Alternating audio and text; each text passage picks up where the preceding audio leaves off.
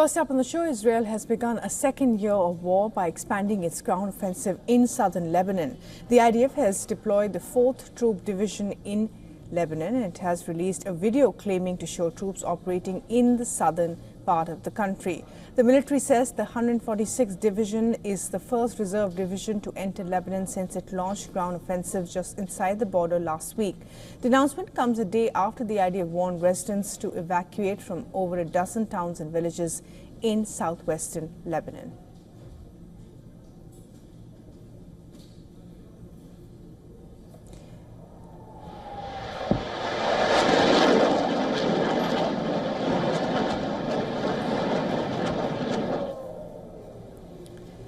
Hezbollah has launched a large rocket salvo at Haifa and its northern suburbs. The IDF claims the Iran-backed troop has fired a barrage of 105 rockets targeting Haifa and Galilee region within an hour.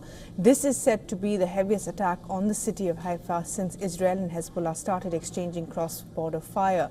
Now, according to the Israeli military, some of the rockets have been intercepted by its air defense forces.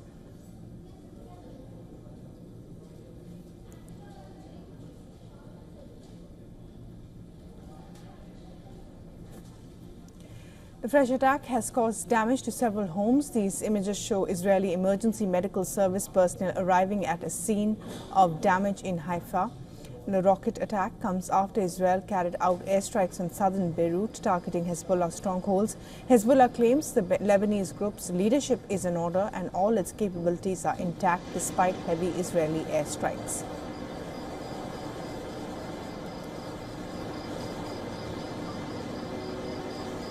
The party's leadership and the resistance are meticulously organized according to what is customary in Hezbollah. We have overcome the painful blows. Iran has warned Israel against attacking any of its infrastructure amid fears of a possible Israeli assault on oil or nuclear sites following Iran's missile barrage last week. It has said that any attack will provoke an even stronger response.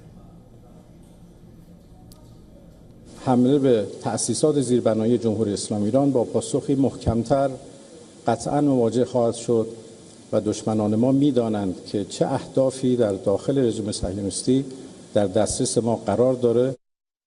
The CIA chief, on the other hand, has warned of a very real danger of escalation. He says Israel is weighing very carefully how it's going to respond to Iran's missile attack.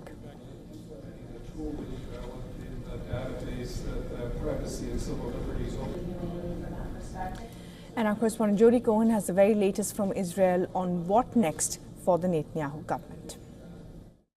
The first anniversary since Hamas's 7th October massacre was challenged by around 200 rockets and a ballistic missile fired at Israel. Meanwhile, point person for the hostage families, Gal Hirsch, suggested that they've seen a direct correlation between pressure on Israel and Hamas hardening its stance in talks. The White House has blamed Hamas head Yahya Sinwar for the lack of a deal, and the US said it marks the anniversary of Hamas's brutal terror attack by imposing further sanctions on Hamas's fundraising channels.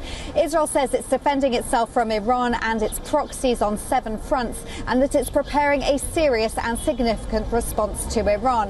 Some unnamed officials have suggested that Israel could target Iran's intelligence, leadership or military sites.